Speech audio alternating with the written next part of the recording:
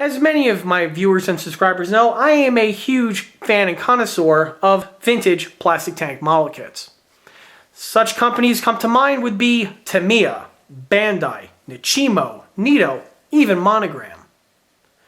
What if I was to tell you that there's another one of the OGs in plastic tank kits, one that is really not that well known by people under the age of 50? What if I told you that their kits were so desirable and rare that even the empty boxes alone commanded big bucks? What if I told you that the extinct dinosaur is back? Welcome to Aurora Park.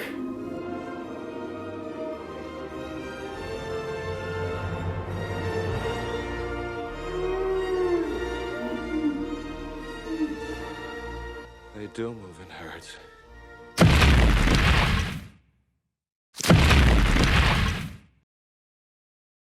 Hey everyone, this is John from EastCoastArmory.com, and I'm here today with another model showcase video series, but in this case it's going to be slightly different from my average model showcase videos. You see, this is going to be the first of a mini-series that's going to be posted on the ECA channel, which is going to be called Aurora Park.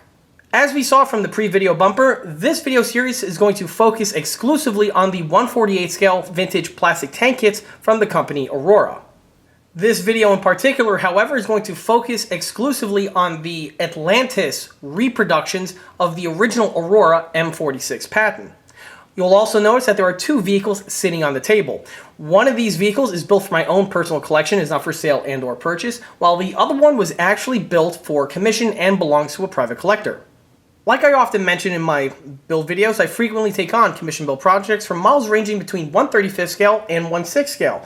These models here, being 1/48, are slightly below or outside of that production window. However, if anyone is interested in having me build a model to either one of the specs that you see here on the table, I can be reached via the email address listed below, which is info@eastcoastarmory.com. These two builds, even though they started off as the same kit, are built very differently from one another. If you look closely, you'll see that the model on the right-hand side is built exclusively out of the box, with more or less the stock detail parts that were included. While the model on the left-hand side went in the opposite direction, where I went ahead and improved the stock detailing found on this model, replacing many of them with new aftermarket components that I'm going to be touching upon in this video. Needless to say, because of all this content, this video is going to be a bit on the longer side. With that in mind, you might want to watch this video either in segments or possibly hit that little gear icon in the corner in order to speed this video along. Having said all that, let's go ahead and get this one started. Of course, to start this video off, let's go ahead and take a quick walk around these two models. And this vehicle here is the M46 Patton. The M46 is frankly the M26 Pershing tank design at its utmost apex. This is another one of those vehicles where it was developed to fight a war that had already ended. The M46 Patton was developed right after World War II, around the 1947-1948 time frame. This, of course, has its lineage to the M26 Pershing. Keep in mind, the M26 Pershing was really the best tank design that the US designed during World War II. The vehicle, of course, went into production and did see limited service towards the end of that war. As good as the M26 Pershing was, it did have some teething issues because there were some areas where it left some room for improvement. The biggest issue of the M26 was really the engine. The engine on the M26 was a Ford GAF V8 engine, which was basically the Ford GAA of the M4A3, but improved to have more horsepower. Although the GAA was a fantastic tank engine, it's arguably one of the best of the war, in a vehicle like the Sherman it was perfect, but on a heavier vehicle like the Pershing, it wasn't really up for the job. In addition to the engine, the vehicle's transmission also left some room for improvement. Because of the heavier weight of this vehicle, the transmission did have a tendency to have some mechanical problems. By and large, by the late 1940s and the early 1950s, most of these bugs were ironed out, and the Pershing, by and large, was really a successful vehicle in its own right. Although the M26 Pershing production was in full swing at this point, it was deemed to make some corrections in order to alleviate a lot of these shortcomings. And this is where the M46 really was born. The first thing that was addressed was the engine. Rather than sticking with the V8 Ford, the designers weren't screwing around at this point and went ahead and went for a V12 Continental gasoline engine. This engine was going to be more than capable at the task at hand. Along with the new engine, the vehicle's transmission was also replaced with a unit that was more durable and was better suited for lugging around a vehicle of this weight class. In order for all of these new additions to fit inside of the standard purging hull, the entire rear portion of the vehicle had to have been revised. The engine deck was completely changed out from what we expect to see on the M46 Persian to this new design, which utilized an all slat-type grille format.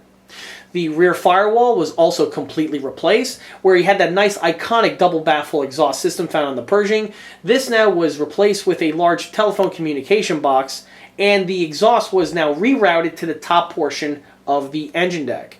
The exhaust split from the center portion of the engine deck to two very large and very iconic mufflers, which were located on the vehicle's tin work. The vehicle's final drive was also completely revised, where before the Pershing had this low mounted type system where the track would have this nice little bend to it to circle around the sprocket. On the M46 it was inverted and the sprocket now rode higher, eliminating that little kink found on the track. And because of this, a new trailing idler system needs to have been designed in order to give the proper tension required to keep the track where it needs to be. Outside of these modifications, realistically the vehicle was almost identical to the M26A1. The armament, for instance, was identical. You had the same 90mm gun with the forward-mounted bore evacuator system, as well as the abbreviated single-baffle muzzle brake. You had the M1919 system mounted inside of the turret in the coaxial position, and a second M1919 located in the bow. And of course, the vehicle would have utilized your standard M2 HB50 caliber machine gun. The M46 Patton was not in production for a long period of time, nor did it see really that much active service with the US military. The vehicles entered into production in 1948, and production petered off a year later. About 1,100 and change were produced, and keep in mind this is a drop in the bucket compared to the 50,000 plus Shermans that were produced in the years previously. Keep in mind, of course, this vehicle entered into production immediately after World War II, and at this time, interest and spending for military projects was gutted to a fraction of what it was once previously. Although the M46 wasn't used for the US military for that long, it did have some significant service in the Korean War. Of course, in the early 1950s, the Korean War sparked off, and the M46 as well as the M26 were both deployed in theater. Both these vehicles performed extremely well and were able to hold their own against the Russian-built tanks that were being used by both the North Koreans as well as the Chinese forces. Post-Korean War, however, the vehicles were really starting to show their age, and with the advance in new armor technologies being incorporated by the Soviets, as well as with the United States military, a new tank design was already on the drawing board, and the M46 was going to slide off into secondary service and then peter off in the 1950s, being used primarily as a National Guard or an Army Reservist type vehicle. Before we go any further, let's go ahead and take a step back to when these two builds were first started in order to get a good idea on what the base starter kit supplies you with. And here are the models at the start of the build. For the base starter kit, I'll be utilizing this 1/48 scale plastic M46 Patton kit, which was originally from Aurora, but was re-released by Atlantis. A build like this here, I've been wanting to do for quite a long time. Not necessarily for the Atlantis re-release, but something from Aurora in general. Aurora model kits were something that I used to hear glowing reviews and raves about ever since I was a kid. My father grew up with Aurora models, and chances are if you're a millennial, so did yours, or if you're a Zoomer and younger, chances are really good your grandfather built Aurora models at one point in time. Generally, if you're a boomer and you built plastic model kits back in the day, Auroras were going to be part of your collection in one form or another. And that's for good reason, because Aurora had some really interesting and cool kits. They had some bizarre subject matters like funny cars. They also did all of the Universal monsters, the guillotine that actually worked. They had a lot of really cool stuff like that, but they also did some more traditional grounded stuff as well, like airplanes, cars, and, well, yes, even military vehicles. Outside of Aurora's really wide product range, they also had a few other attributes going for them. Two would include availability and cost. These models, from what I was told, were everywhere back in the day. Every corner store, drugstore sold them, as well as some of the bigger retailers at the time. One noteworthy example that I personally know of was one that was around when I was a kid and also when my parents were growing up, was called Woolworths. They sold these kits here for under $5. Now granted, $5 in 1970s and 60s money isn't $5 in 2021 money, but still the models were relatively affordable, specifically if you were a younger person. And I'm pretty sure that there are a lot of people out there who bought their Aurora model kits with money that they saved up from their paper routes. Another thing that Aurora had going for them, and it's actually one of the most important things for branding, was the box art. Aurora box arts were always incredible. They had some of the best box arts of the period, and arguably even today. Some of their box arts are some of my personal favorites. I'm not sure who the illustrator was. He was a famous illustrator of the day. He passed away a number of years ago. They did an article about him in Fine Scale Modeler a decade or so ago. But that guy illustrated a majority of their classic, iconic box arts. I don't think this is one of them, but all of the Movie Monster lineup, those box arts are all done by him. He is a phenomenal illustrator. And again, it just showed through his work. Those box arts, compared with the availability and cost of these kits, these things just flew off the shelves. And they literally did. Aurora was making a lot of money back then in the 1960s time frame. Now, I'm not going to go too much into the company's background itself because, frankly, it's kind of out of the scope of this video. And there's another channel that I want to point to that will have far more in-depth information that I can possibly give you, and that would be the channel Max's Models. I have his channel link in the description below, giving him a shout out because his channel is a really interesting watch, specifically if you like to learn the history and the background of some of these iconic plastic model companies. Too long didn't read version, Aurora started out as a plastic model kit company in the late 1950s. They kind of were one of the first companies to really delve into injection plastic molding and specifically for use of plastic model kits. They became extremely successful in the late 50s timeframe, but blew up really big in the 1960s. In the 1970s timeframe, they were still pretty successful. However, they got bought out by, I believe, Monogram, if I'm not mistaken, or another company.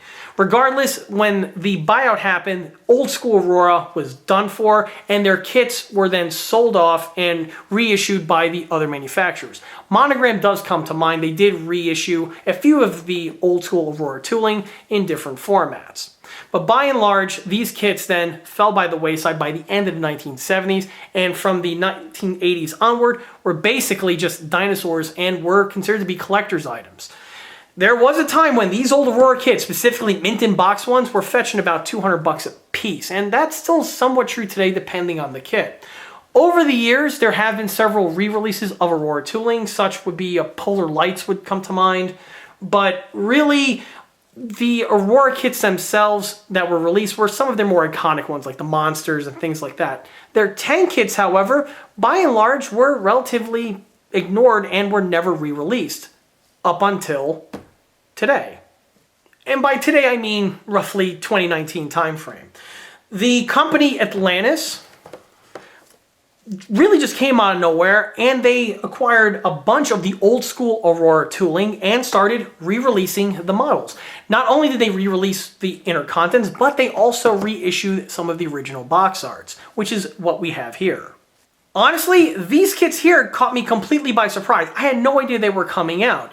I was basically in my local Hobby Lobby, just, picking up some supplies. I wander into the plastic model aisle, which I frequently do, and I was greeted by none other than this kit that I have here. Upon seeing this model, my reaction was, well.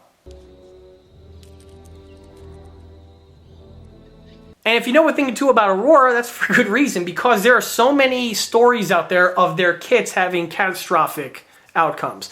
One of which was there was a literal train wreck that destroyed all of the contents in the boxcars. Some of the contents were molds from Aurora. And I'm not sure if that's true or not, but apparently if it is, it didn't happen to this kit over here or some of the other ones that Atlantis has in their lineup. Another thing that I was actually surprised with, and it's kind of sad to say about these Atlantis kits, but they are one of the very few plastic model companies that are not only located in the US, but apparently their manufacturing is still done in the United States as well.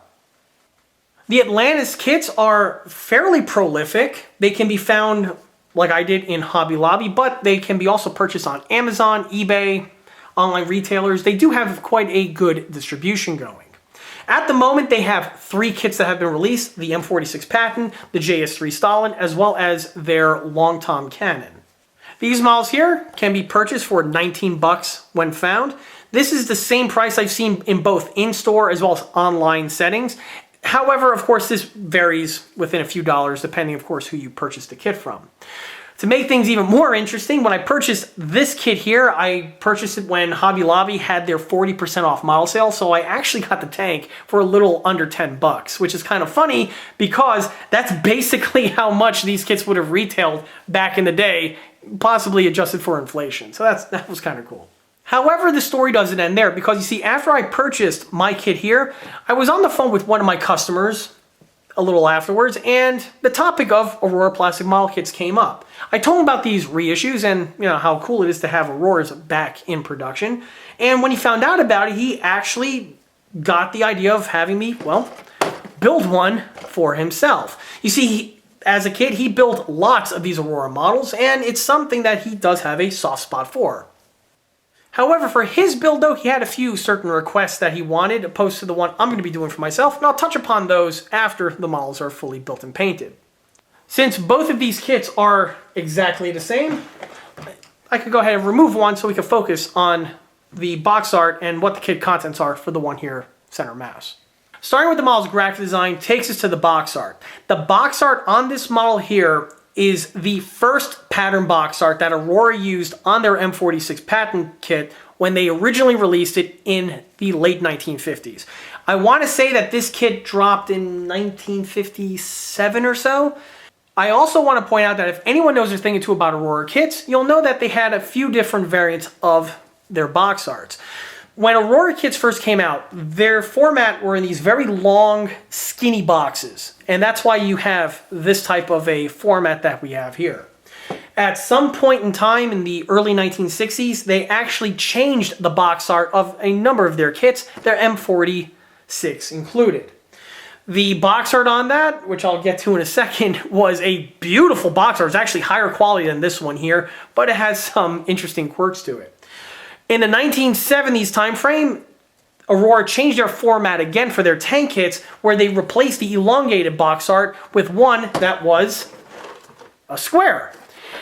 The square box that we have here features the second pattern of box art for the M46 Patton. Now, if anyone can clearly see, look at this box art here, you'll notice something fishy. First and foremost, the quality of the box art is just magnificent. This is a beautiful, beautiful illustration. This one, by the way, is one of the ones done by that illustrator I was talking about before. Let's compare it to the original. If anyone knows a thing or two about tanks, you should instantly see a problem with this box art. First and foremost, this, as nice as it is not an M46 Patton. It is an M48, more specifically an M48A1. It's also funny that they put the word Korean War in there because the tank on the box art was not around for Korea. The 46 was, which is what you get, but not the 48.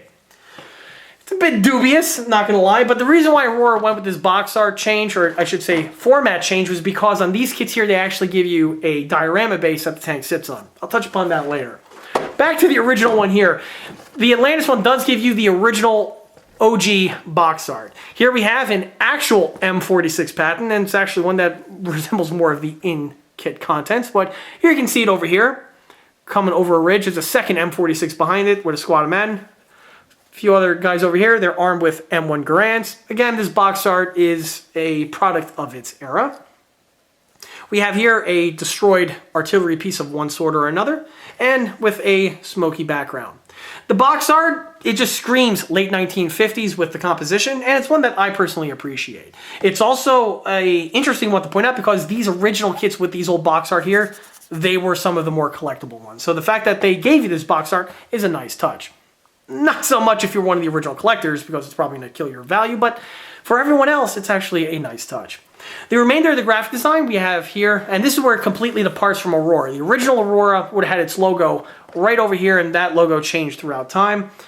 But here we have the Atlantis logo, M46 Patton tank, They're not, they're not being dubious or anything with that info. It is an M46 Patton. You can see the specs and what it comes with. Long barrel 90mm elevating gun, flexible tracks, rotating turret, yada, yada, yada. Made, of course, in the US. Underneath this price tag here, it does state it's 1/48 scale. Which, by the way, is another thing I want to touch upon. The Aurora kits or their tank kits specifically, were all 1/48 scale. Which is very interesting because at this time, scale wasn't really set in stone. That's why you had vehicles in 1/32, 1/30, 1/50, 1/48. It was a smattering of scales. It wasn't until the late 1960s was when a defined scale system started to appear. And this was with the Japanese companies. But Aurora, again, is one of the OGs in 1/48, definitely. Continuing with the graphic design, here we have just a standard monogram looking like side tab here with specs and other information. On the other panel, we have a quick sample of the build kit, and this is literally what the kit looks like if you build it out of the box. Barcode, a snippet of their decal sheet, as well as a nice little close-up of their model. On the back, which is cool, they actually give you a nice little back illustration. Here you see the kit in all of its glory. Some other information, as well as, their URL. However, the outside is nice and dandy, but what's on the inside? To do this, I'm going to rip open the cellophane, and I'm going to utilize a tool that sadly many Auroras have seen up close in person, and probably for the last time. I'm going to use a bottle rocket. So I'm just going to use the stick here, poke the cellophane, and this I could set aside. And no, I am not going to blow up my models with a bottle rocket. If you're expecting that, you might want to hit the back button. So, with the cellophane off, the top just removes. And here we have the time capsule right here. This is the kit. And it is indeed an Aurora. The kit is sealed in one bag, just like several other kits that have been on the channel before. Use a real tool to open up this plastic bag this time. Digging through the kit contents takes us to the first runner, which contains the two side hull parts as well as the roof of the turret. Of course, this model here is all going to be injection molded plastic. It would be hilarious if it had photo etch in it, but that's not the case. This is, again, old school as old school can get. You'll notice on the side sections here that all of the details are integrally molded in. This does save time in assembly, and it does make for a simpler build. The molded in detailing is actually pretty good for, again, consider the age of the tooling. These kits here are over 60 years old at this point. So, again, if you're comparing this to something like a modern super kit, seriously, you need to have your head examined. Having said that, though, the model's molded in details are pretty crisp for what they are. You can see the center portions of the swing arm axles. It does have some detailing there. These large cylindrical sections that look like shock absorbers are actually the bump stops, or it's what they would be on the real vehicle, and they went ahead and molded on the little shock absorbers that are found on the front portion of the hull. The top of the turret has very minimalistic detailing on it. You'll notice they actually molded in the periscope guard with the front mounted 50 caliber gun mount. We're going to be touching upon that in a moment. But you have two other holes here and here for the antenna bases, which is actually true to form. There goes the commander's cupola. It does have its panoramic periscopes present. No other detailing though, like little fasteners or things like that. And the hatches, by the way, on these vehicles are all functional. Moving on takes us to the next runner, which are the turret side halves. And a few other odds and ends. Note the 90mm gun. It is integrally molded as one piece, which is something that is very cool, and it's something that is actually kind of making a resurgence on more modern kits, but, it's cool to see it on these older kits. And by the way, most of these older kits tend to have these single-piece barrel assemblies, like the Monogram M48 did that too. Here we have the exhaust manifold crossover section. It does have the detailing on it, the M2HB, or a very primitive version of one, but it's still an M2HB nonetheless. This object here are two front seats. You had the ability to have two figures mounted in these sections here with the hatches open. And here go your sprockets. Note the sprockets do have their teeth as separate molded pieces. which is a nice feature, as opposed to like Renwall, which would have had just a large disc with the rough drawing, really, of a sprocket found on the top portion. On the turret, there goes the little shell ejection port right there. And it looks squat because obviously it will blow up once you put that roof section on. The next runner is actually one of the larger runners on the kit. Obviously, these are your road wheels right here. The wheels do have their fastener details molded in, but they are not little hex bolts. They're actually just little discs with a little nub sticking out. But again, for 1/48 scale, in 1957 tooling, this is something that was actually pretty cutting edge. Spare track, kind of looks like a giant VVSS Sherman track. We'll touch upon that in a moment. This bottom cage section here is the bottom portion of the turret, and this is how it connects to the hull. It just slips directly in place. Here we have some hatches. There go the bow hatches. Now, they do have their periscope details molded in, and they do have the appropriate shape for an M46 Patton hatch. Here goes the cupola hatch here, as well as the loader's hatch. This large plate here is the lower hull. There is no lower hull detailing found in this model, but you'll notice on the front portion here, it does have that profile that we would see on Patton vehicles, namely, of course, the M46 and M47. Not to mention the M26 Persian, which the tank evolved from. But on the inside here, you'll see that there's a gouge mark found in the mold. This is probably where the original Aurora corporate information would have been found, as well as the original tooling date. This is no longer present on this model here. And this runner takes us to some more components. That right there is your rear hull. It's got the tail lights built in, as well as those 3 axis hatches, your first aid kit, your telephone box, and even your side-mounted tow hitch. Up here you have some lift rings. Note they are just round disc type or ring type details. Hubcaps, which are very nicely detailed again, with all things considered. And these here are your return rollers found right here. The tank does give you 2 antennas found in these 2 runners. Very basic in their shape. They kind of resemble the MP37 or possibly the MP65. It's hard to tell. They're really under detailed, but again, you get the idea. And the last runner is the upper hull. Along with the upper hull, we do have a little bit of flash going on over here. Again, to be expected for the age of the tooling, but that doesn't detract in my opinion. Here we have the 2 exhaust mufflers, which are an iconic bit of detailing found on the M46. There's the mantlet. It does have the tarpaulin ring integrally molded on, as well as the machine gun and the optic. This here's your rotor drum, and here goes the upper hull. Note the engine grill detailing. We have a travel lock integrally molded in, as well as the little grab handles, the vents. And the front here we have the air blower blister, as well as the bow machine gun mount. Inside, no other markings or corporate information found. It's just plain moldings. One thing that's also pretty cool that just caught my eye, they even did the rigidity straps that are found on the rear fenders. I'll touch upon that in a second. Going down deeper in the box takes us to the track. For this model here, it utilizes single-piece vinyl tracks.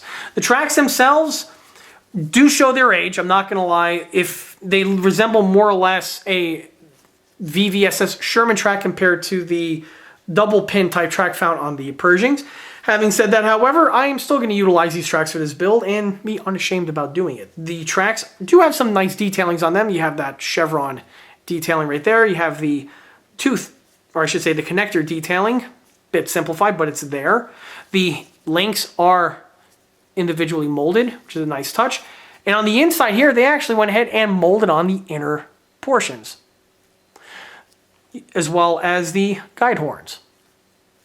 The tracks are a very nice flexible material, which is great in case you want to build this model and actually want to push it across a carpet. Something like this should hold up fairly well. Towards the bottom of the box, we have here a set of water slide decals. It's going to be interesting to see how these pan out once the model is built. They appear to be using modern printing technology, so by and large the decals should hold up pretty well. Some of the markings do look a bit overscaled, like the USA ID numbers, so we'll put a pin on that, see if those are going to be salvageable. However, other than that, I don't think these decals should present too much of an issue. Finally, we have the instructions. They kind of resemble, well, like 1980s, early 1990s Revell type instructions. If anyone's built one of those kits, you'll know exactly what I'm talking about. Now, I'm not sure if Atlantis is owned by Monogram or anything, but the instructions do look very monogrammy. They look very lionfish-like, if anyone knows what I'm talking about. But again, this is a very simple kit to put together, and I'm not expecting really any problems. And that basically wraps up what the kit gives you. However, before I go ahead and move on and actually start on this build, there's one other thing that I want to do, and it's something that I'm in a unique position to do because I don't think anyone else has done this yet on YouTube, and it's one that I don't think most people really can, unless they're fortunate enough to have some of these in their stash. And that is to compare and contrast the new Atlantis kit here with none other than the OG Aurora one. And not just one, but I'm fortunate enough to have two of these old school examples here on hand. Now, these models here are going to be subject matters of other videos that I have in the pipeline, but for the time being, let's go ahead and we can compare and contrast the two kits. These models here are the early 1970s release of this kit, again with the rectangle, or I should say with the square box as opposed to the thin rectangle box.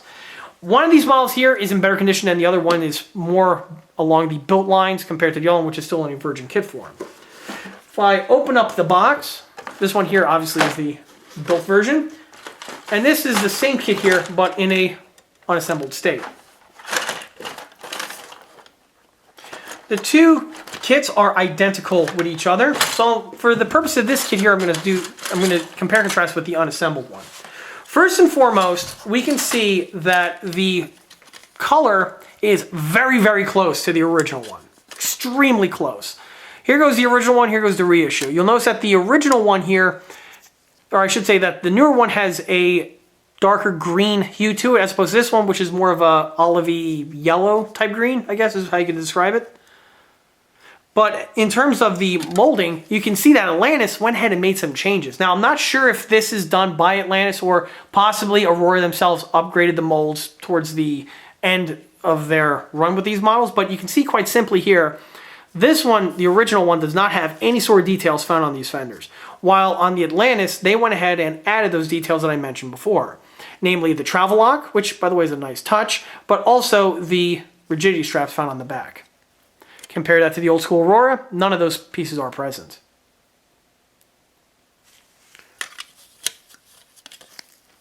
The remainder of the surface details look basically the same. You'll also see that Atlantis went ahead and added some more details on these sections over here of the tin work, and those are missing on the Aurora. Another feature found on the Atlantis is that on the Aurora, you'll notice that the side detailing here on the side skirts is completely absent. While on the Atlantis, they went ahead and molded in the divides that are found on the tin work. Now again, I'm not sure if this is done by Atlantis or if this was like a end-of-life mod that Aurora made to their molds, but it's just something that I do want to point out. Oh, and by the way, the other version here also does not have any of the details I just mentioned. Just use that as a data point. Here goes the original lower hull. So far from what I see here, the two pieces are literally identical. However, on the inside here, we don't have any sort of corporate information that is present. But at some point here, there must have been something found on this portion over here because they clearly amputated it. Same cannot be said for the turret roof. Here goes the original one. And here we have the modern one. You'll notice that Atlantis version has a few other changes made to it. Namely, first and foremost, the Atlantis has the addition of the two holes for the antenna bases. That is not present on the original Aurora. But the original Aurora has the rear-mounted M2HB 50 caliber pintle mount detailing. That is not found on the Atlantis. But on the flip side, the Atlantis does have the front 50 caliber machine gun mount found on the periscope guard. On the Aurora, absolutely nothing is there. Side plate detailing is identical. No changes can be seen from my eye anyhow. On the inside here, the two basically even have the same sink marks. Now, it's a little bit hard to see because this one, the original one here, is in basically all the parts are removed off the runners, but the runners do have, by and large, the exact same layout. Here goes the original one with those two front bow hatches, as well as the commander's cupola hatch. Note, all these details, by the way, look exactly the same as the modern iteration. And if I line it up, it just goes perfectly to where the new tooling one is. So basically, the runner stayed exactly the same from what I can tell from just moving everything around in here. And the only real change just seems to be some of the smaller fittings found on those parts that I just mentioned. Now, unfortunately, this one here is missing the track, but I'm going to see if I could acquire replacement track from Atlantis. For this model here, I borrowed this from the other Patton that I have sitting here. Here goes one of the original tracks. You'll notice that the track itself is identical to the old one. However, there is a difference with the material. The older one, the material seems to be stiffer compared to the newer one. The old one kind of feels more like the type of tracks you find with artillery tanks, while the new ones are way more flexible. I don't know, however, if this was originally the case for this one here and just was either made in this stiffer format or it just became stiffer just, due to the age of the part. These pieces here are about 50 something, possibly 60 years old at this point. So, you might have some brittling happening over the decades. But other than that, the two tracks are completely in spec with each other. Sadly, I don't have any more decals for the original one here. They just Thanos snapped out of existence, over the decades. But I do have the instruction sheet. And this one here is for the square box version. And it's easy to tell because it has an M48A1 right there on the cover. By the way, the same exact illustration is present on the side of the box. So, just putting that out there. Comparing the two instructions together, you can see basically get the same idea, but they are completely different on the reissue compared to the original one. Same general idea, but just you can tell they're illustrated by two different individuals. The last big difference between the Atlantis and the original one, specifically the early 70s release version, is that the reason why Aurora went to this type of format of box was because they gave every tank in their lineup this. This here is a little miniature Diorama Base. It's made from vacuum formed plastic.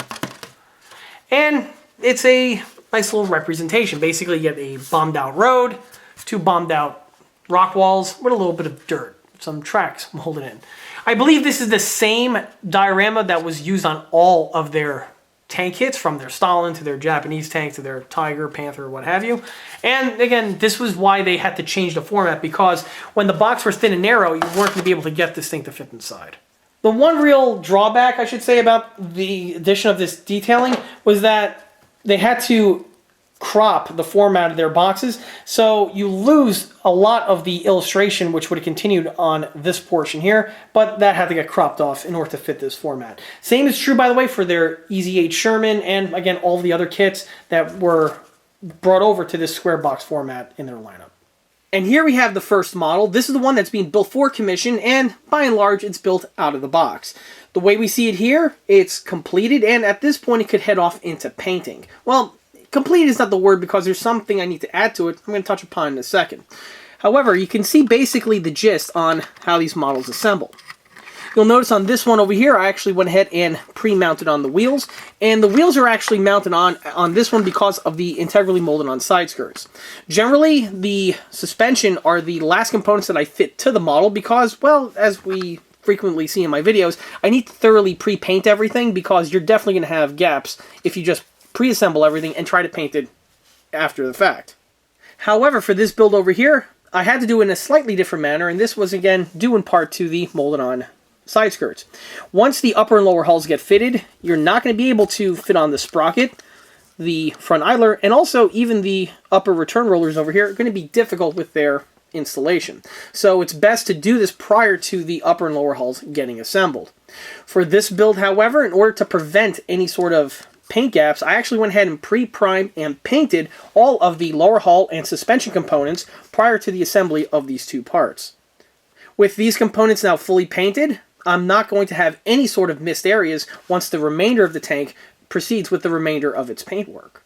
And I'm pretty sure some people are looking at this and saying, well, John, that's great, but what about the track? Can you still install the track even with the model in this configuration? The answer is yes, you can. Basically, you paint and weather the tracks off of the model as you would on any other tank kit, and then unlike most other kits where you attach the two halves together to form that loop, for this type of a build over here, you leave them in their segments so that you could go ahead and fit it through the front idler here. Then it'll snake its way through the top portion until it makes it to the sprocket. Once you get to that point, you can then pull it all the way through and then connect it right here on the bottom portion of the model. Another thing to mention on the lower hull involves the upper and lower hull halves and how they fit together. With the way the kit is designed, you are going to have two seams to contend with. The first one's right here on the bow, and the second one is right here on the rear plate. Even if you take your time and are nice and careful with how the model goes together, you will still end up with two fairly substantial seams in those two locations. Before anyone, by the way, starts going in the comment section lambasting this kit here, keep in mind this kit does date back to the mid to late 1950s, and plastic model kit design has definitely improved since the era that these kits came out. This is the type of feature that is generally seen on these older style kits, and it's actually part of the charm I'm working on the kit with this age of tooling. Luckily, the seams are not impossible to get rid of, and it's certainly not a deal breaker. In order to plug them up, I actually use a strip of sheet styrene in order to fill up the gap even further, and then from there it was a good basis to add the red putty to it, and then once everything sands away, it leaves for the appearance that we have here. You can still do the same procedure with just red putty alone, but it may take a little bit longer for the putties to set due to the amount of material that you need to add into these two locations. But it's still something that is, again, far from being a deal breaker. While on the bodywork, the next thing I want to mention involves the tin work that we have here on the two sides. This vertical piece that connects the side to the top portion of tin work is actually integrally molded into the side panels of the model.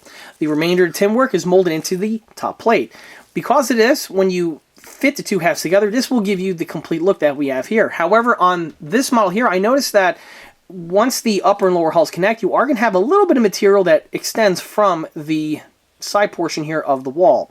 In order to clean this up, just with a needle file or even with a Dremel, I just went ahead and amputated the extra bit of material, and then once the piece was flared in with some sandpaper, you get the appropriate appearance that we have here. It's a fairly simple procedure to do, and it's one that really does help the look of the build. Moving our way to the turret, all of the stock turret components were added with maybe one or two small little mods that were made to them here and there. Starting with the mantlet, both the hole for the coaxial machine gun and the optic were drilled out via pin vise, just to give them a little bit more accuracy compared to leaving them plugged up. While on that note, you can see I drilled out the front section here of the muzzle brake. When I drilled it out on this one, for some reason the hole was slightly off center and was really hurting the look of the piece. So what I went ahead and did was I drilled out the solid front portion with a Dremel, and then I hollowed enough to the point where I can fit a plastic styrene tubing section in place. The tube was then cut, sanded flush, and since it's a tube, the hole's already dead center and is the proper scale. Once everything is painted and weathered, it should just blend right in. Taking this now to the remainder of the gun barrel, like I showcased before, is a single piece molding, and with the way it's molded, you are going to have this small little ridge that's found on the top and bottom portions of the casting, and that's because of the way the molds are joined. This little ridge is very easily removed with a couple swipes from an X-Acto, or you could even just sand it down a little bit with some fine sandpaper, both of which will do a great job. On this particular example here, where you see the bore evacuator, there was a small little sinkhole present, and what's unique is that on the other example of the Atlantis M46, I didn't see that on that molding, so this is something that appears to be the luck of the draw with your kit. You might get one, and it might have a sinkhole or two here or there, or you might get one and it'll be totally fine. This is, again, a trait found on these older pattern model kits, and it's something that's not that uncommon. To remove the sinkhole, this is very easily done with a small little drop of red putty, and then a couple swipes with some sandpaper, and the piece is ready to go. The remainder of the turret goes together in four halves. We have the two sections that make up the sides, we have the bottom pan that we have here, and then on the top portion, a nice little cover lid. The sections go together pretty easily. The indexing of the side sections goes together pretty well, and the fit from the top part goes on with really not that much work. Of course, there are going to be seams present on where all these pieces meet up, and this was simply polished away with a little bit of red putty and some sandpaper. The other thing I noticed about these Atlantis kits is that when you assemble the turret and drop it onto the hull, it goes on, but it goes on in a really, really loose manner, so you have to be careful about this. The way I'm going to fix this, or address this, is when the model goes into paint, I'm not going to tape up or mask up these areas over here because I want to have some layers of paint build up on there. With a few layers of paint, this should constrict the tolerances on these parts and allow the tarp to fit on in a snugger manner, which makes it less likely for it to just wobble around or possibly fall out when I'm handling or maneuvering the model. This type of a feature is something that is also found on the original Aurora kits, and again, it's just another symbol of the era that this model was produced in. Well, now that you've seen what you can get out of the stock, out of the box kit, let me show you what you can do with the same kit if you put a little bit of elbow grease in it. This here is the second M46 kit that I did the review on earlier, but here you can see what it looks like after it's been, well, ECA-ified. This one here is going through its final detail phases, and in a few moments it'll be ready for painting, and both of these kits can head off into the painting process. The first thing that was made to this one is that you'll notice that the side skirts have been thoroughly amputated. With the side skirts amputated, you'll notice that the suspension has not been mounted because, like I said before, the only reason why I need to mount on the suspension at that time was because of, well, the side skirts getting in the way of those parts. With the side skirts no longer present, that's no longer going to be the case. So this one here can head off into paint and completion the same manner as the other builds that I showcased on this channel in the past. The next thing to note is the front as well as the turret. Notice on this one here, I actually went ahead and added the cast texturing to improve the model further from the stock original kit. Compare that to the kit original, you'll see that the front on the stock one is nice and smooth, while on the real M46, of course, this would all be casted, and I wanted to replicate that on my build. The cast texturing is done in the same format that has been seen on the other videos on the ECA channel. If anyone's curious on how to apply the cast texturing like this, I actually have a tutorial in the first old tank repair video that the link is found on the video description listed below. Aside from the cast texturing, this model also received the other modifications that I mentioned before, which would include the drilling out of the coax machine gun, as well as the optic, the main barrel drill out. Only on this one here, the hole was more or less centered, so the need to replace and repair like on the other one was not necessary. This one here also received the exhaust manifolds that have been drilled out. This same procedure was done on the opposite model, as well as I also drilled out the bow M1919. Again, this feature was done to the other model as well. While on that note, you can see the other details that have been added, and for this one here, I actually went ahead and designed a bunch of new components that are made in 3D print. The 3D printed components are mostly added to this build, but there are still a few more parts that remain to be added. These parts are actually still found on this runner that I have right over here, as well as this runner that I have right next to it. These parts here are going to be offered in a few different configurations depending on the type of build that you're looking for. Starting with the runner that we have here on the right, this runner here gives you the missing grill work components that I touched upon earlier in the unboxing portion of the video. If I bring the out-of-the-box build back into frame, you can see these four sections here of the barbecue grill work are absent. For one reason or another, the Atlantis kit just has this little plate that's molded in this section rather than the original grill work, which is not only present on the original Aurora tooling, but of course would be found on the real M46 as well. This is one aspect of the model that I wanted to improve, and even on this old school one here, he is going to be getting the grill work sections present because, again, it was found on the original tooling from Aurora. These components here are a drop-in installation, and you notice that there are two sections. You have the long format ones and the shorter ones. The longer ones obviously go in this section over here, and the shorter ones are for this little portion. They are scaled to be identical to the place that we have here on the deck, so they'll just drop directly in place. And also with the surface detailing on them are an exact match for the surface detailing found on the remainder of the grills, and are also heavily influenced from the original Aurora M46 that I have in my collection. Once they are added to the model, they have this type of a look that you see here.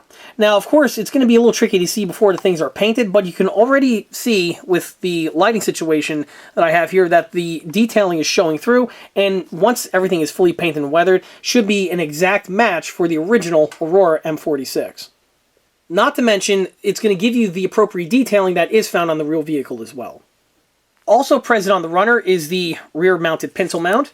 On the stock Atlantis kit, I'll touch upon that as the video goes on, but on the stock Atlantis kit, you have one machine gun pintle mount, which is located right here above the visor, and this is found on the real vehicle. However, the M46 had two provisions for mounting a machine gun. The original would have been mounted right here on the rear of the turret, which is where it's found on most of the American tanks, the M26 Pershing included. It wasn't until the tanks got to Korea's when they decided to add a secondary machine gun mount right here for the tank commander. With the way the Aurora kit is, there's actually a little square on this little portion over here, and I believe the original machine gun would have went there, but on the Atlantis kit they changed it to this format. With this set here, it gives you the detailing so it just drops directly in place. Besides this set, I also went ahead and tooled up the components that are found on this set that we have here. This set here is really intended to super detail the stock Aurora or Atlantis kit and bring it up to the next level. Found on this runner are components that are either totally absent on the stock kit or are present but are really soft in their detailing and can really be improved with a bit of a makeover. Starting with the biggest parts that are found on this set are the heat shields. The large pan exhausts that are found on the M46 family were always covered by a sheet metal heat shield in these two locations. Here I have one of these heat shields that are loose, and if I go ahead and drop it directly onto the model, you can see how easily the part just drops in place and how much more improved the model looks with this detailing added. Aside from the heat shields, we also have here the front tool rack. This tool rack is the exact same CAD file that's used on the 1/6 scale AFV tool rack that I recently tooled up for the V100 armored car, but I went ahead and miniaturized it to 1/48 scale, while at the same time keeping all of the details that are found on that piece. This includes the fasteners, the tie-down straps, really everything you need that's found on the real rack is present on this one here. The rack does not have its tools present, but for this model here, it's just going to be the empty version just sitting right here in the front, which will definitely improve the detailing once added. The next bit of detailing is this combination guard mount that we have here on the front. On the M46, it actually had a very unique system where the periscope guard served a multitude of different functions. First and foremost, it acted as a periscope guard, preventing the gunner scope from getting damaged, but it also was the point that a 50 caliber or 30 caliber machine gun can be mounted directly to it via this pintle mount that we have here, and directly next to it, we have the vane sight. The vane sight, again, it's the exact same CAD file as the 1/6 scale unit that I have listed on the catalog as well as also seen on the channel, but it has been miniaturized again back down to 1/48 scale. Same is also true for many of the other details on here, like even the 50 caliber travel lock, noted in its retracted state. This again is the exact same one found in the 1/16 scale kits and the 1/6 scale sets that are again listed on the EastCoastArmory.com product line. Right over here, we have the storage pintle, which is mounted on the rear portion of the bustle. On this model here, I have one fitted, and you can see exactly how it looks. As well as the combination guard mount that we have, or I should say that I mentioned before. And also on this runner, it may be hard to see it, but I have the gunner scope detailing as well. This just drops directly into place. If we compare and contrast this with the original one found on the kit, you will see exactly how much more improved the replacement one is compared to the old school stock original. Oh, by the way, the hook is bent. This is something I'm definitely going to fix after the filming of this take. But back to the detailing here at hand. Some of the other details that are present on this runner would include the wells for the antenna base. They get mounted right here on the back and drop in directly over the kit supplied holes. We have here the front brush guards, which still remain to be added to this model, but you can see the Siren guard right over here. The kit Siren is kept. You just drop the new cage assembly directly over it. On the bow hatches, you can see the new periscopes that have been added, and the same detailing is also found right here on the side portion of the turret.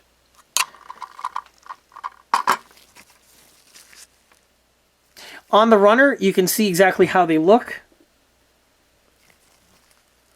And you can see the other periscopes listed over here. On this particular example, I have here a pintle mount, but this one is much larger compared to the one that I mentioned before. This one is actually 1/35th scale, but on the production sets, this will be changed, and I'll be addressing that in a moment. In addition to all that I just mentioned, we also have here the storage equipment for the 50 caliber. I touched upon the pintle mount, but here we have the barrel clamp, as well as the cooling shroud clamp.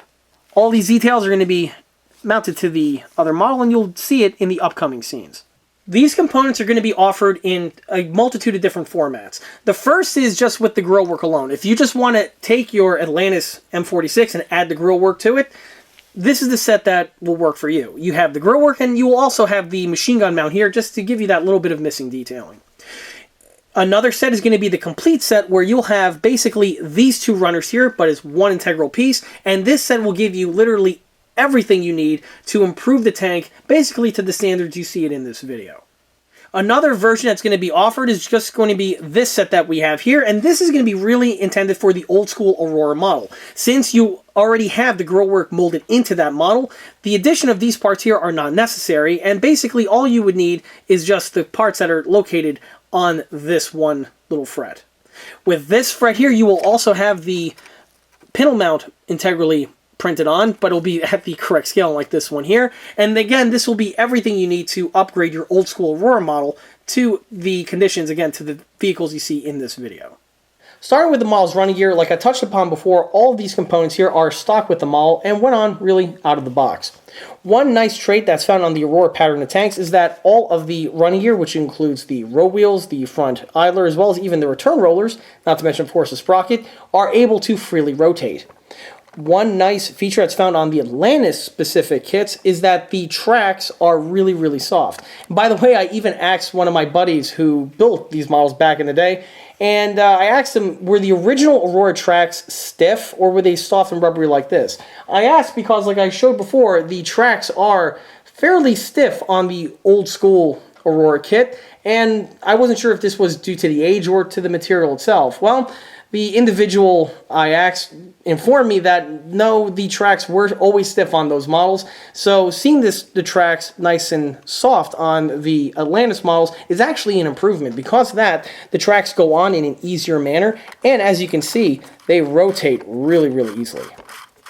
Because of this, yes, you can indeed push this model on the carpet. This is a question I legitimately get asked in a lot of my videos, and normally the answer is no, or you don't really want to do that.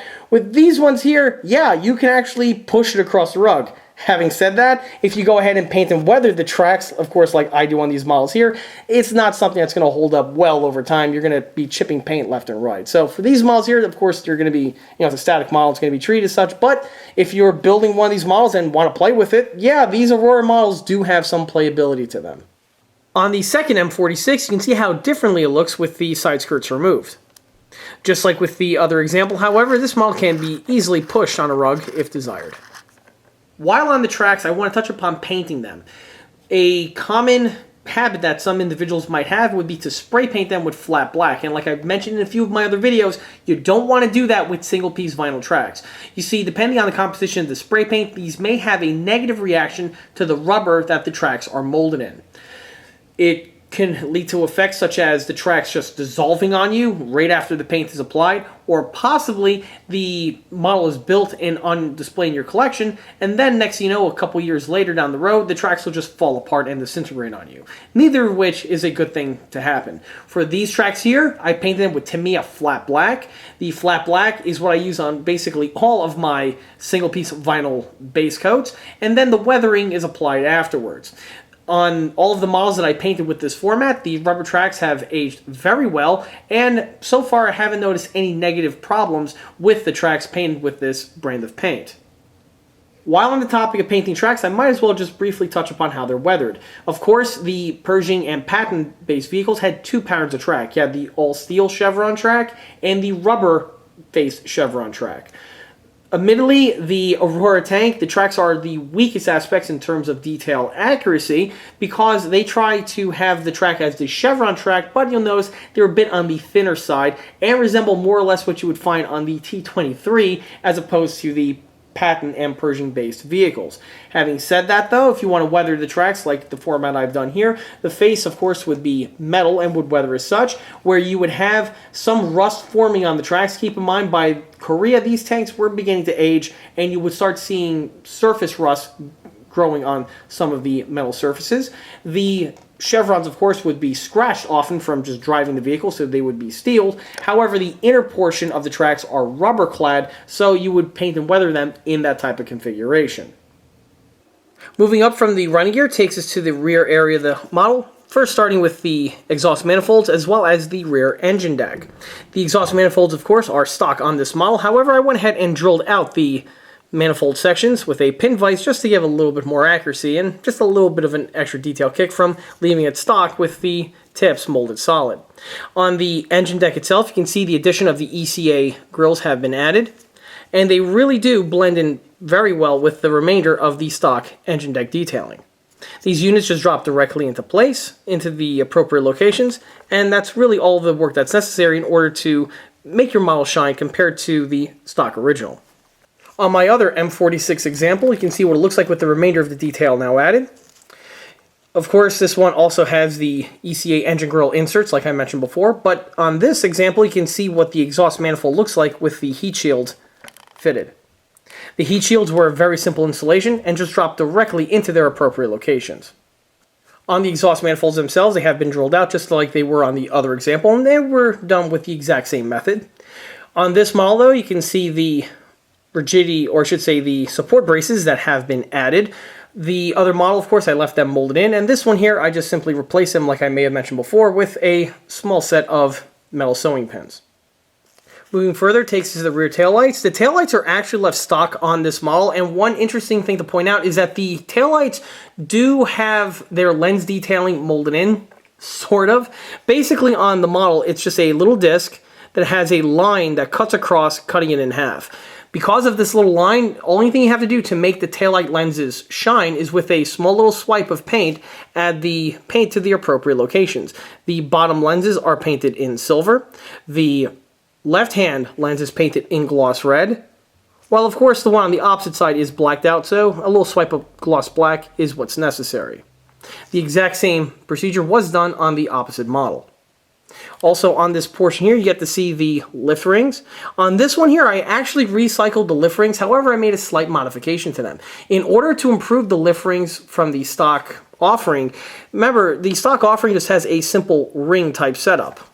In order to improve them further, on the other model, all I did was, with my clean cut snips, I removed the last third section of the ring, and then the unit was simply dropped into place. By just removing that little bit amount of material, this gives you the appropriate geometry of the lift rings for this pattern of vehicle. This was done on this example on all of the lift rings that are found on this model, from the two here on the rear to the remainder that are found on the turret.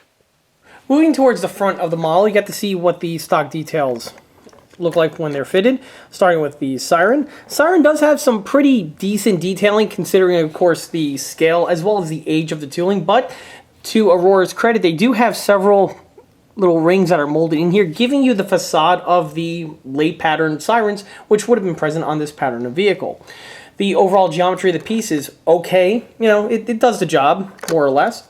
And then from there it takes us to the headlights. The headlights are also pretty good for, again, what they are. They definitely give you the appearance, the look, and the feel of the US AFV headlights.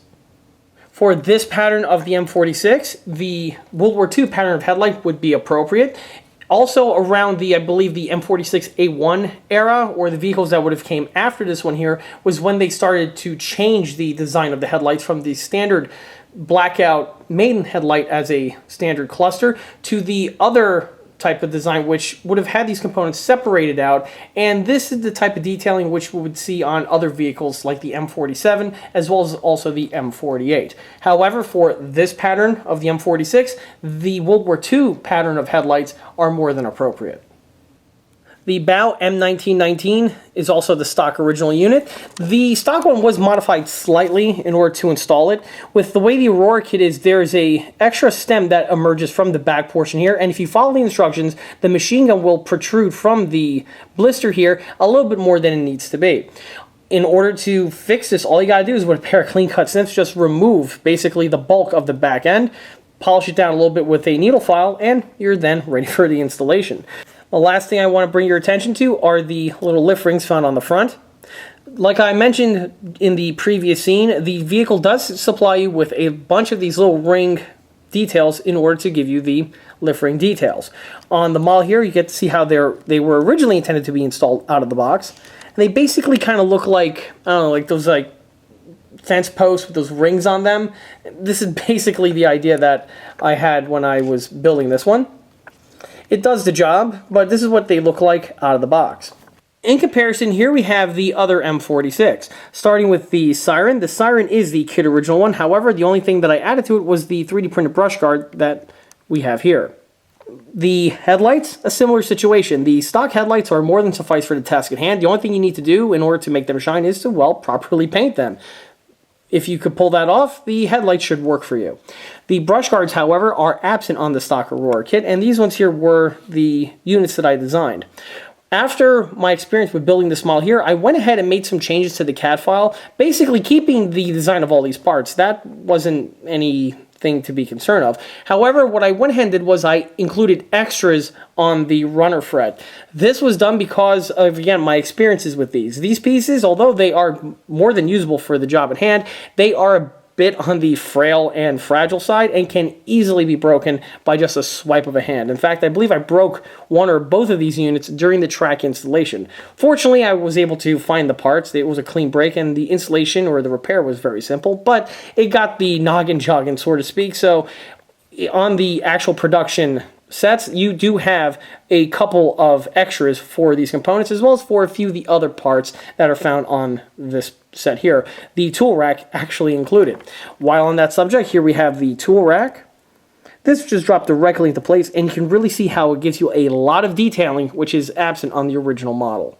Moving down takes to the toe points. These are the kit supplied toe points. However, I didn't include the little rings that were requested by the kit instructions. On the real M46, there would not be any type of ring system over here for the use of toe points. Instead, they would have had these hook type systems, basically what you'll expect to see on vehicles like the M47 as well as on the M48. They would have been the same design here on the M46. Rather than trying to fabricate them or design them, I just simply omitted them altogether, leaving you with the look that we have here. By simply omitting those little ring components, it's an easy way to improve the accuracy of your build. Moving up takes us to the support straps. Here you get to see what they look like fully painted, and the way they just visually improve the model compared to leaving the components completely absent. On that note, you can also see the added cast texturing now that the model is fully painted and weathered.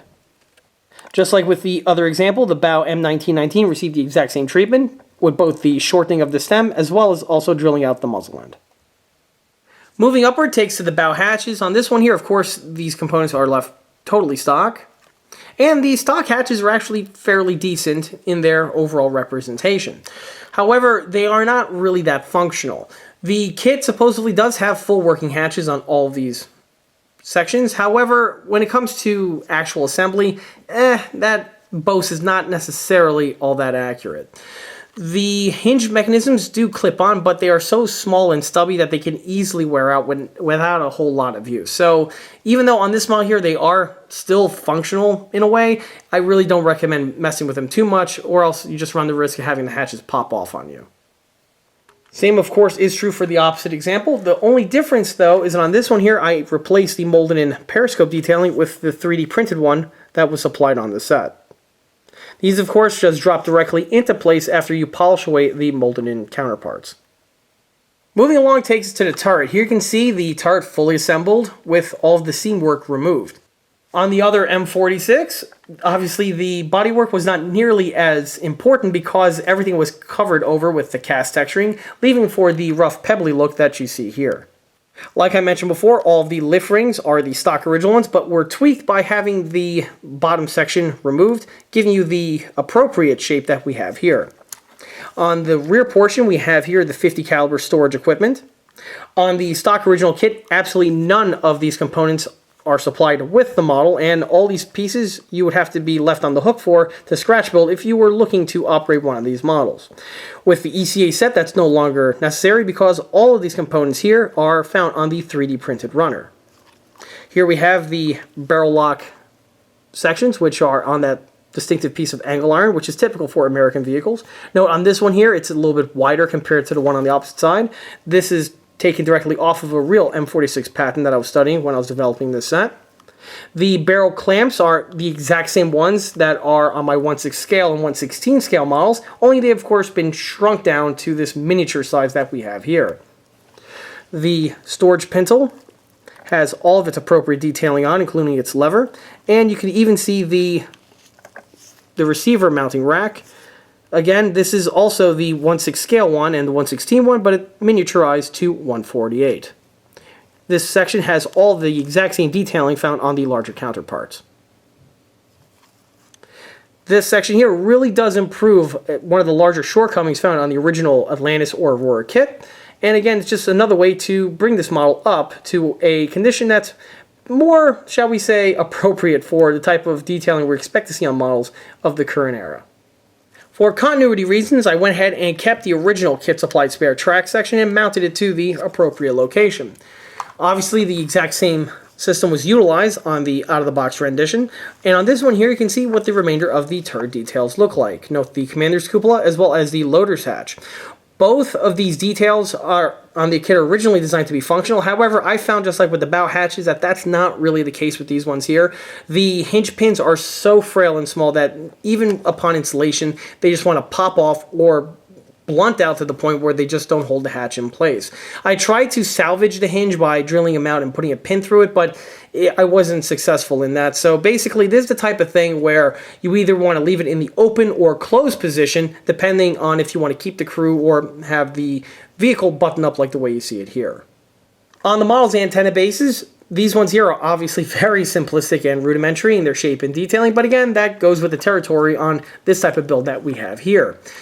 On these ones, I went ahead and replicated the MP65, and of course that's the insulator that is all porcelain on the bottom portion and has a rubber stem where the antenna would then plug to it. In order to paint to replicate this, the bottom portions are painted in Tamiya Hull Red. Tamiya Red Brown can also be used for a similar result, and then in order to give that nice ceramic sheen, a drop of clear coat was just added after the paints were dry. The middle section, of course, is just left black, and then to simulate where the antennas plug in, I just painted what would be the knurled connectors on the antenna wire, and I also painted the other knurled connectors, which would be on the top portion of the wire. This is basically the procedure that I do on all of my other 1/35 scale and larger US tanks that are in my collection. One last thing I want to mention about the antennas is that because this is a customer tank, it needs to be shipped to the individual, and doing so with these stock antennas is a bit problematic. Like I've stated before, plastic antennas like this are very troublesome because they are very easily snagged, and when they snag, they can break as easily. Unfortunately, when they snap, you can't really fix them, so like I stated before, generally on my builds, I tend to not even use them, but for the purposes of this build here, since it is a nostalgic build, he wants to have it with these stock antennas. In order to facilitate this, I actually had the really smart idea of when I was building it to, well, not glue the antennas into place. So when it comes time to shipping of this model, I simply package it up in this format that we have here. These two fragile things can be put in a Ziploc bag and shipped along with it, so that when the customer gets the model, all he needs to do is take them out of the Ziploc bag, plug them into the appropriate locations, possibly with a drop of glue if need be, and then he could begin with the display of his model.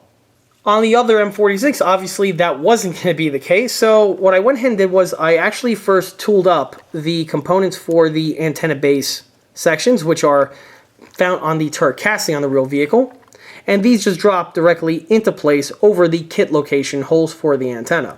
On this one here, I modified the stock antennas by turning them on lathe to give them the appearance of the MP65. However, after building this model here, I decided to change that, and on the actual production units, the MP65 and the bottom base here are integrally printed as one unit.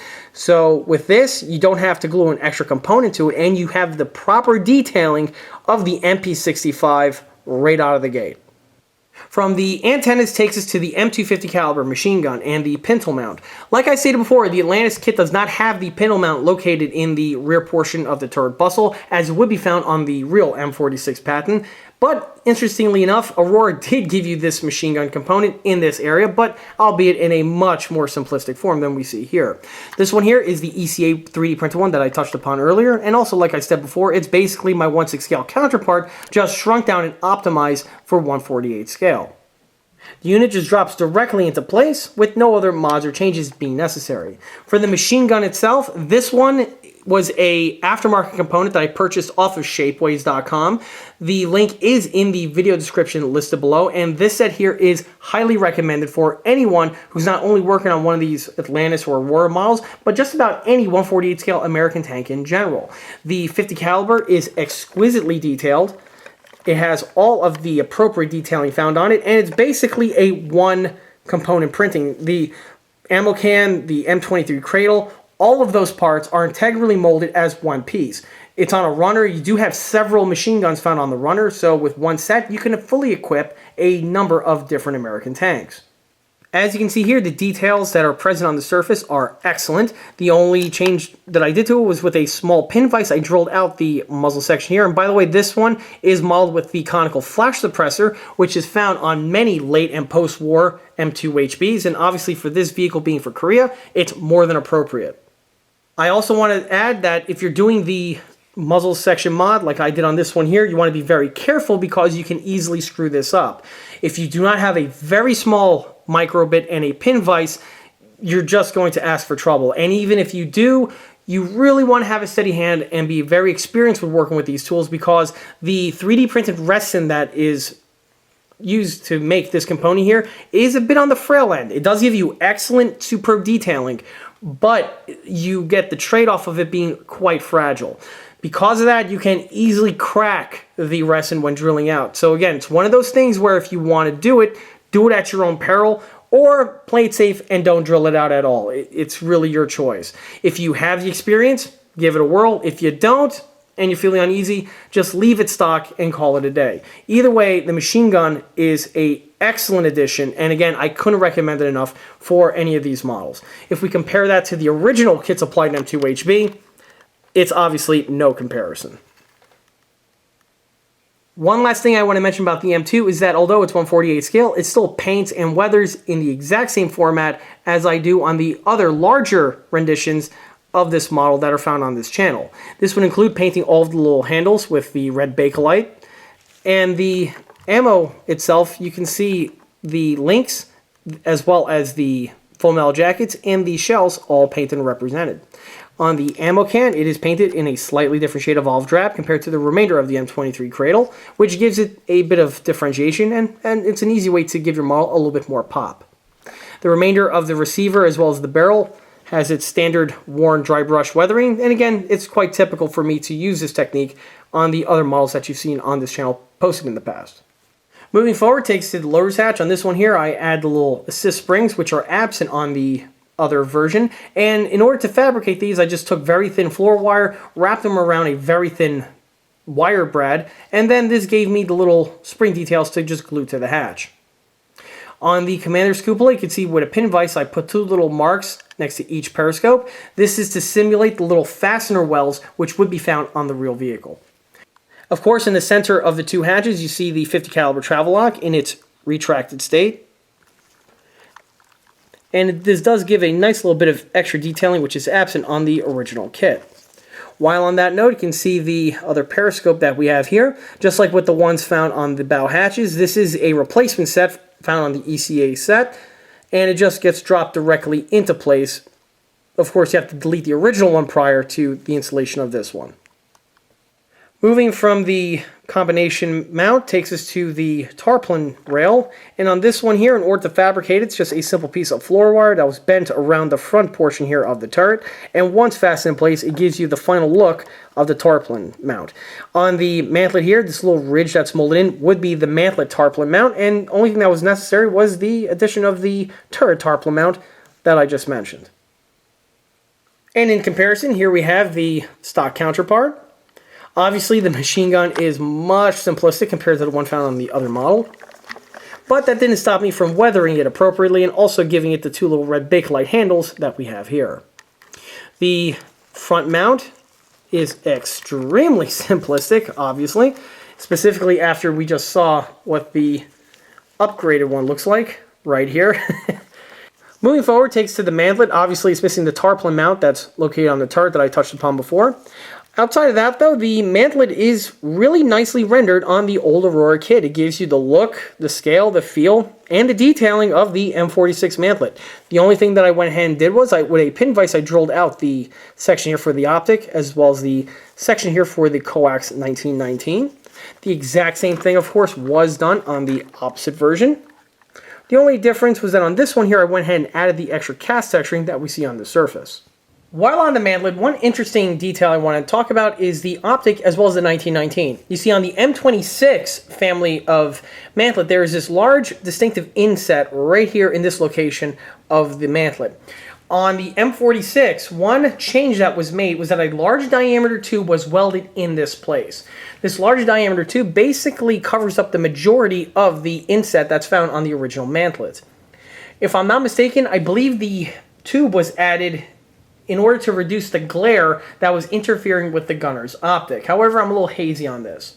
If anyone does know for certain, please mention that in the video description listed below. On this model over here, the Aurora kit has both of these tubes that are integrally molded in, and like I stated before, in order to improve it a little bit, all I had to do was, with a pin vise, drill these two sections out. From the mantlet takes to the remainder of the 90mm guns, and here you can see what they look like now fully painted and weathered. The bore evacuator sinkhole was eliminated, as were the little lines that I mentioned before with the way the pieces were molded. Also, like I touched upon earlier, the barrel sections were drilled out in order to give the model just a little bit more accuracy. And again, it's one of those procedures that once completed, it really does help the look of the build. Sliding us into the paint and the markings, these two models here are painted with a dark shade of olive drab. This shade would be appropriate for American tanks from the late 1940s timeframe up into the middle of the 1950s era. Of course, being M46 Pattons from the late 1940s up until the early 1950s timeframe, this shade of olive drab would be the appropriate choice for these two pattern of vehicles. Having said that, it wouldn't be uncommon to see vehicles in the Korean War timeframe with the World War II shades of olive drab, since there was a ton of that stuff still floating around the US inventory at that time. The shade of olive drab that you see here is my own custom mix, and I mentioned it in a few of these videos. Namely, I actually shown this exact same paint in my Dragon 1/35th scale M4A3E8 Sherman rebuild video that I posted a little while ago. After the base coat was added, I then add several types of washes in order to get the effects that you see here. Aside from the washes, the models are weathered in my usual format, being both airbrushing as well as dry brushing. Bringing us now to the markings. The markings on both of these models here are the kit supplied water slide decals, and they went on without any problems. The decal quality is pretty good, and not only do they apply effortlessly, but also they take very well to the varnish. For the varnish on both of these models, I went with the VMS flat matte varnish, and this varnish I've touched upon in a few other videos in the past. And for these ones here, again, for the same reasons. The varnish goes on without any problems and also leads for some very excellent results. For this model here, since the customer wanted to be built out of the box, I went with all of the out of the box locations for the markings. Of course, this would include the turret numbers, the stars, as well as the oversized USA bumper ID number. This decal here is a bit on the larger size. On the real vehicle, it wouldn't necessarily be found on the tin work and would actually be located on another location on the vehicle, but in a much smaller size. But of course, since the individual wanted the model built as stock as possible, he got the stock decals. On the other M46, I went ahead and changed the marking layout a little bit.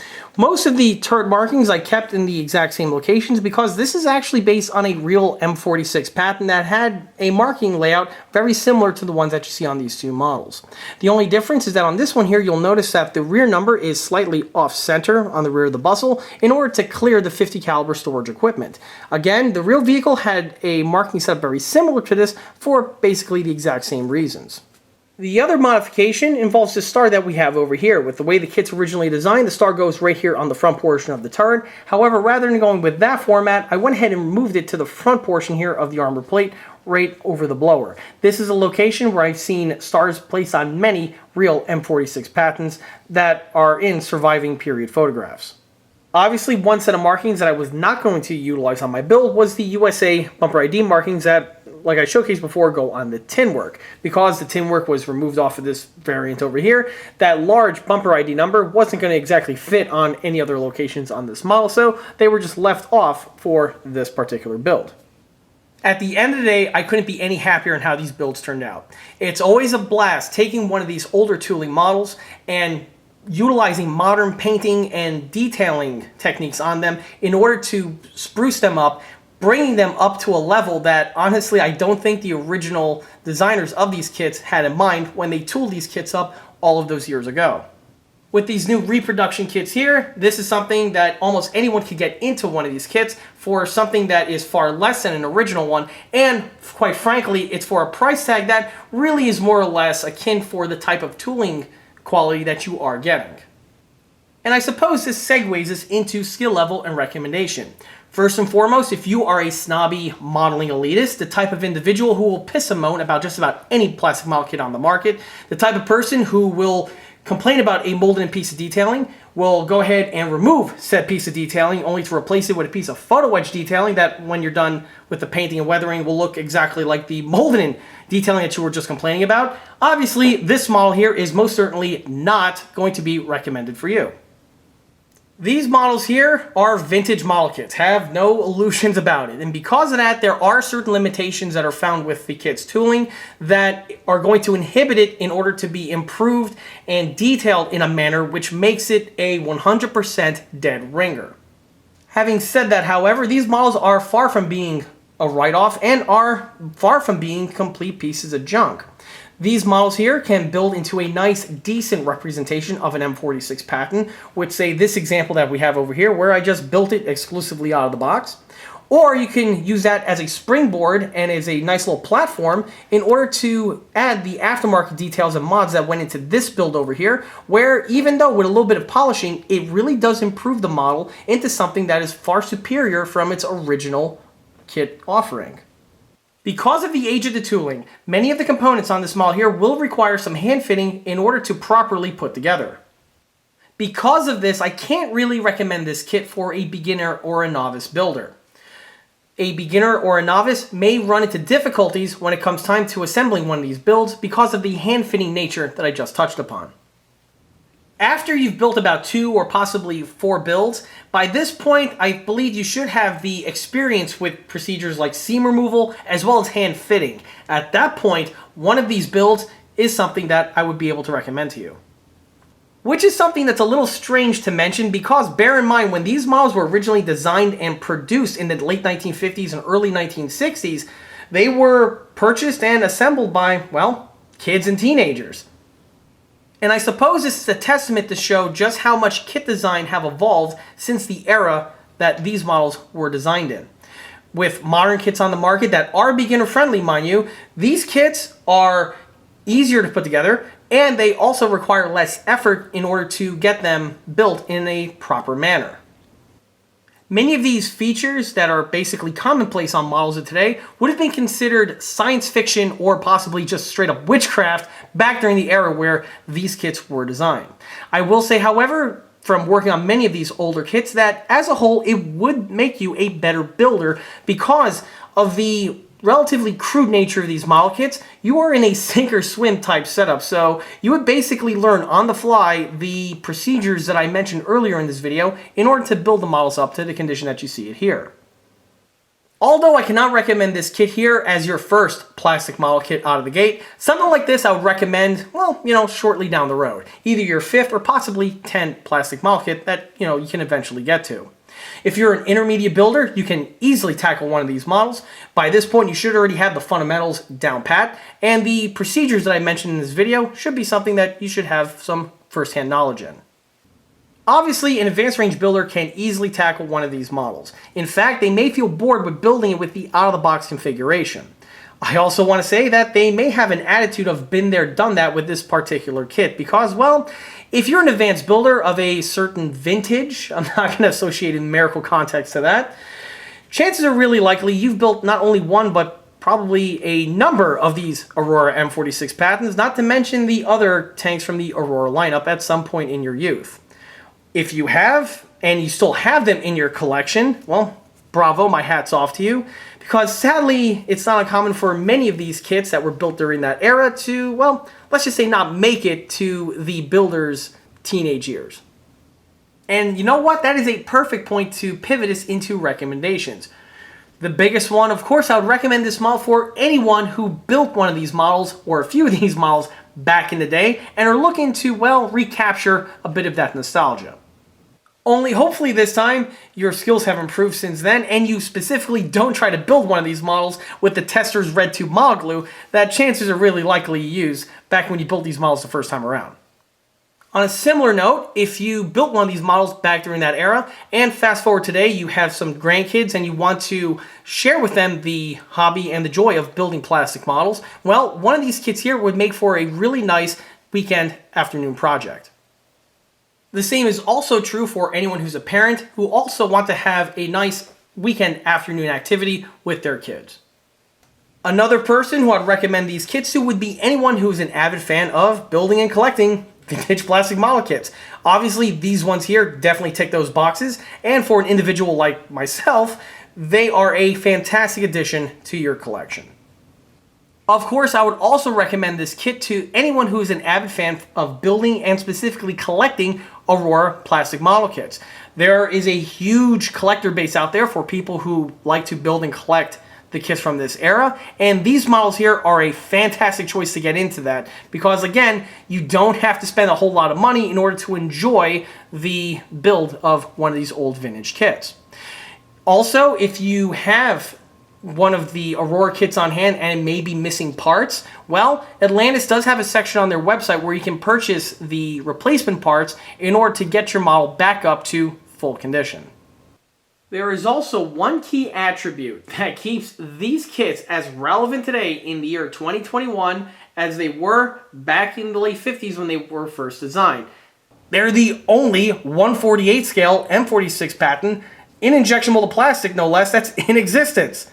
This is it.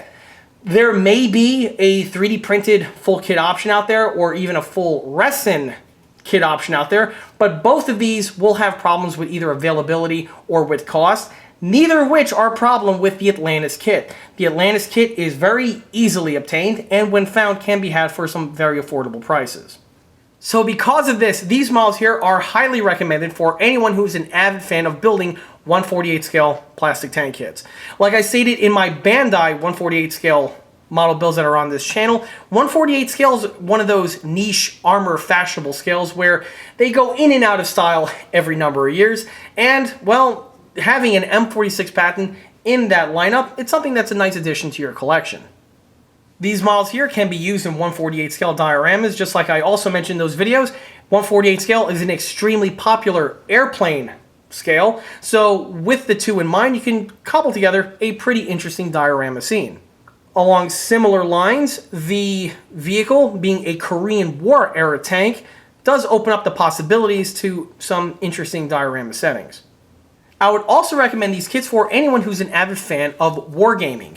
You see, 150, I believe, is the de facto wargaming scale. However, these models here being 1/48, they're really close to fitting into that scale range. Plus, with the availability and cost that I mentioned before, you can easily build up a whole platoon or a battalion of these M46 Pattons without really all that much effort.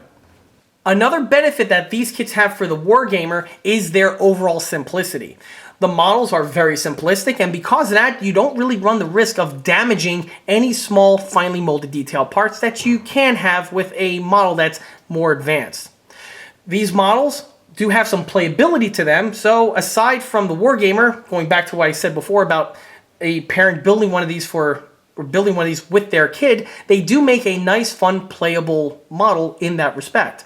They have some nice animations to them. All the road wheels, of course, rotate. And, like I stated before, the tracks have some excellent rotation to them. I would also recommend this vehicle for anyone who's an avid fan of the Patton family of vehicles. If you're the person that has the M47, the M48, and all the different renditions of the M48, this kit here would be a nice welcome addition to your collection. It's a great way to fill in that numerical gap between the M47 and the M48. And if you already have the other 1/35 scale versions of the M46, well, having them in 1/48 scale from Aurora no less, it's a nice, interesting niche to have to round off your collection. On similar lines, if you're the type of person that is an avid fan of collecting and building Korean War era vehicles, needless to say, the M46 Patton needs no introduction. Another person that I would also recommend this kit to would be anyone who's a fan of building and collecting, well, American World War II or post-World War II vehicles. If you're just a straight-up American tank fan in general, the M46 is a nice addition to your collection. And with that, that wraps up this episode of Aurora Park. If you like this video, be sure to subscribe to this channel where it's a great way to keep up to date on new posted content, being small-scale model showcase videos like these two over here, or the other large-scale project update videos that frequently get posted to this channel. Another way to keep in loop of new posted content is by liking us on Facebook. There, I have more photographs of these two particular builds, as well as the other smaller and larger scale models that have been showcased on this channel in the past. Furthermore, don't forget to swing by eastcoastarmory.com for more 1/16 and 1/6 scale builds and detail components. Thanks again. I'll catch you guys on the next one. Later.